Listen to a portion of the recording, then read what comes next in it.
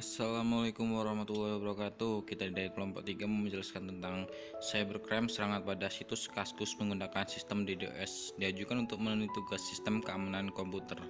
Lanjut saja langsung ke kronologi kasus. Assalamualaikum warahmatullahi wabarakatuh. Saya Dinda Trianto mau menjelaskan tentang kronologi penyerangan Kaskus oleh oknum yang diduganya ini berasal dari Jogja Free Community. Ya, langsung saja ke cerita, yaitu pada tanggal 16 sampai 17 Mei 2008, Kaskus diserang pakai teknik DDoS oleh oknum yang diduganya yaitu sendiri Jogja Free Community. Saya nggak membahas tentang komunitas Jogja Free karena takut dikira menyangkut komunitas tersebut kan.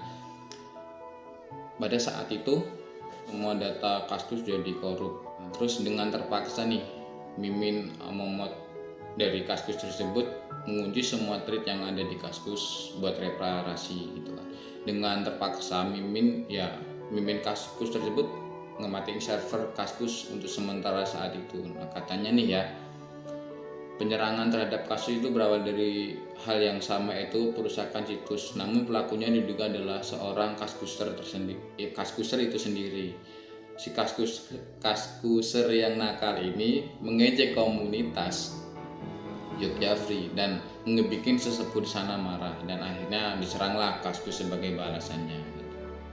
Lalu salahnya Kaskuser yang nakal itu tuh akhirnya kedua belah pihak, Kaskus dan Jogja Free, mendatangi sebuah memorandum online yang isinya penyelesaian masalah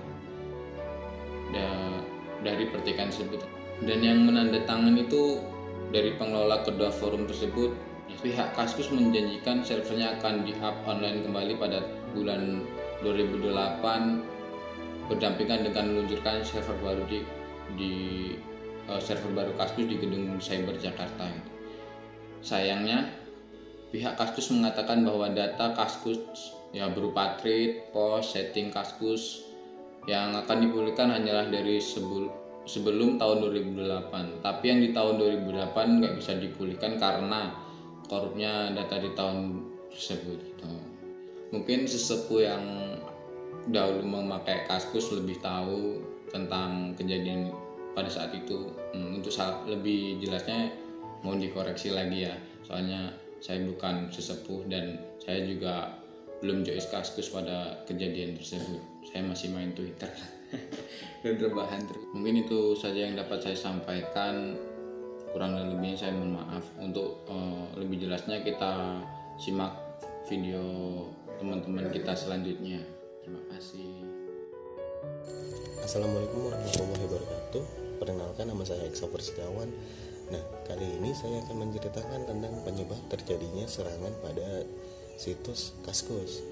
Nah, serangan ini awalnya diduga ada anggota situs dari Kaskus yang menyerang situs Jogja Free. Setelah menyerang, anggota yang dia merasa di anggota dari situs Kaskus ini membuat hinaan di situs Jogja Free Cafe. Hal ini membuat administrator dan anggota dari situs Jogja Free Cafe ini geram. Akhirnya berbentuk penyerangan balik menggunakan DDoS pada situs Kaskus. Nah, penyerangan ini berbuntut server Kaskus harus dimatikan oleh administrator dari si Kaskus ini. Saya rasa cukup dari penjelasan saya. Bila ada salah-salah kata, mohon dimaafkan. Wassalamualaikum warahmatullahi wabarakatuh. Assalamualaikum warahmatullahi wabarakatuh. Kenalkan, nama saya Ardi Setiawan, NPM 17421019. Nah, di sini saya akan menjelaskan tentang teknik atau cara kerja penyerangan DDoS. Cara kerja penyerangan DDoS ini memiliki beberapa metode serangan yang umum dilakukan. Yang pertama, serangan berbasis bandwidth. Serangan berbasis bandwidth ini mengirim pesan atau menyepam data sampah secara massal untuk menyebabkan si target overload, yang juga mengakibatkan berkurangnya bandwidth jaringan yang tersedia atau berkurangnya sumber daya perangkat jaringan. Seringkali router, server, dan firewall yang diserang memiliki sumber daya yang terbatas. Serangan overload menyebabkan kegagalan perangkat jaringan untuk menangani akses yang normal, sehingga terjadi penularan yang signifikan dalam kualitas layanan atau kelumpuhan total sistem DOS. Dalam kedua kasus ini, mengakibatkan pengguna tidak dapat mengakses sistem yang mereka butuhkan. Yang selanjutnya, serangan berbasis lalu lintas jaringan. Serangan berbasis lalu lintas jaringan ini dilakukan dengan cara mengirim sejumlah besar paket TCP, paket UDP, dan paket ICPM yang tampaknya sah pada host atau server target. Beberapa serangan dengan basis ini juga dapat menghindari pemindaian sistem deteksi dengan teknologi kamuflase alamat asal. Permintaan yang sah pada akhirnya tidak terlayani karena banyaknya paket serangan yang beredar di jaringan. Serangan ini juga dapat semakin merusak jika dikombinasikan dengan kegiatan ilegal lainnya, seperti eksploitasi menggunakan malware yang menyebabkan kebocoran informasi atau pencurian data sensitif pada komputer target. Yang terakhir, serangan berbasis aplikasi.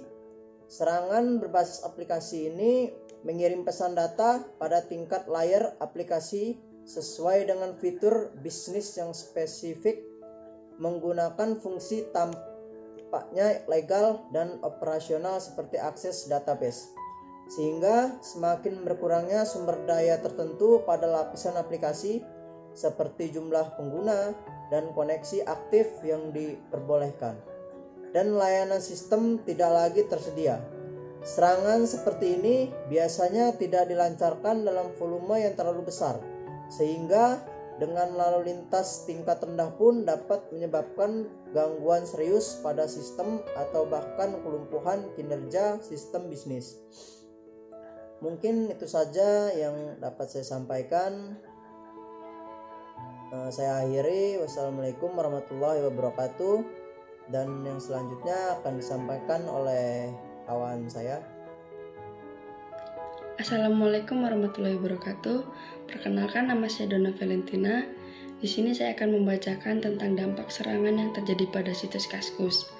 Dampak serangan ini menyebabkan database Kaskus menjadi korup sehingga administrator terpaksa mengunci tweet-tweet yang ada. Meskipun kerusakan yang ditimbulkan cukup berat, administrator berjanji bahwa Kaskus akan kembali normal pada bulan Juli 2008. Seiring dengan diluncurkannya server baru di gedung cyber, administrator juga mengatakan bahwa data-data yang akan dimunculkan kembali adalah data yang dimuat tahun 2008. Sementara data yang dibuat selama tahun 2008 tidak akan pernah dimunculkan kembali oleh administrator. Cukup sekian penjelasan dari saya. Jika ada kata-kata yang salah, saya mohon maaf. Saya akhiri. Wassalamualaikum warahmatullahi wabarakatuh.